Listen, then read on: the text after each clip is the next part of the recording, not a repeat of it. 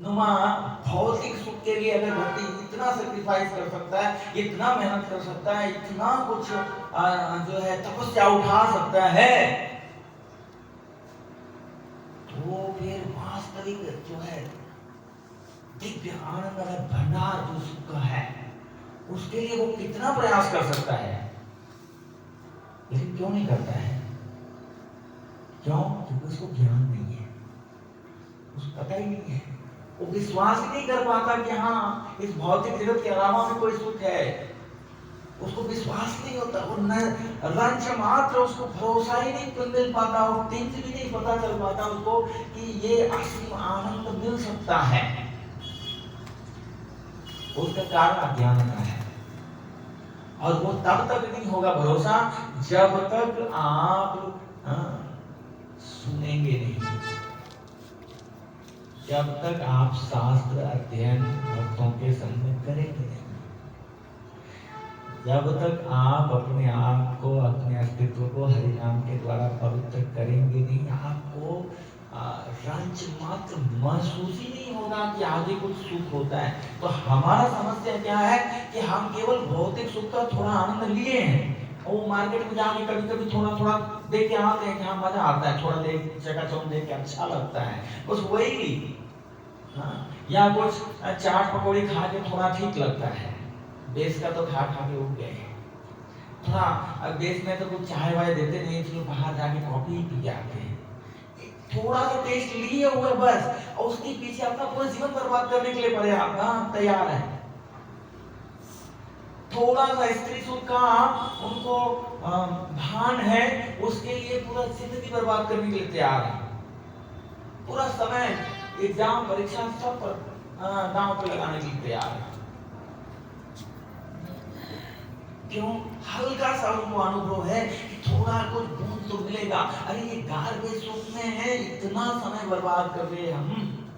तो सोचो कि अगर वास्तविकता, अगर सुख के बारे में थोड़ा सा हमें कन्विक्शन आ जाए अंदर, थोड़ा सा हमें ये विश्वास जग जाए कि परम दिव्य आनंद प्राप्त हो सकता है, तो कितना हम सेक्रीफाइस करने के लिए तैयार हो जाएंगे।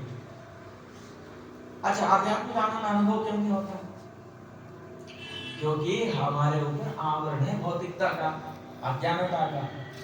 तो इसलिए जब तक भौतिकता और अज्ञानता का आवरण है, तब तक वो आनंद अनुभव नहीं होते। जैसे मान लिया आपको कोई बहुत अच्छा मुलायम चीज को स्पर्श करने वाली छुओ, तो बढ़िया है, तो अच्छा लगता है ना, स्पर्श करने में मुलायम है, कोई बढ़िया, आप बार बार हाथ फेरते, अच्छा लगता है।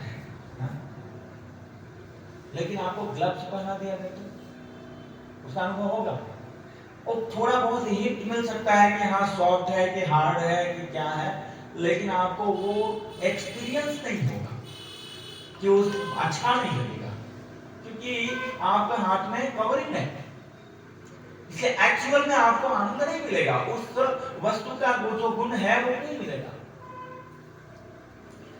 तो इसी प्रकार से ये जो हमारे इंद्रियों पे दो तरह की इंद्रियां हैं, एक भौतिक इंद्रियां हैं, एक परा इंद्रियां हैं, आध्यात्मिक इंद्रियां। तो हमारा अभी क्या समस्या है? भौतिकता और अज्ञानता की कवरिंग है हमारे इंद्रियों में।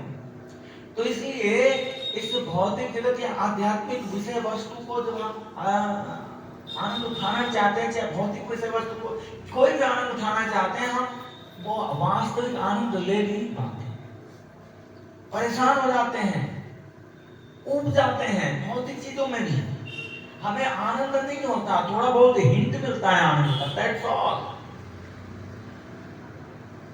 इसीलिए जो है वो खुजली की तरह कुछ कुछ आनंद थोड़ा बहुत मिल जाते हैं, लेकिन वो अपना ही क्या करते हैं, कष्ट में डालते हैं।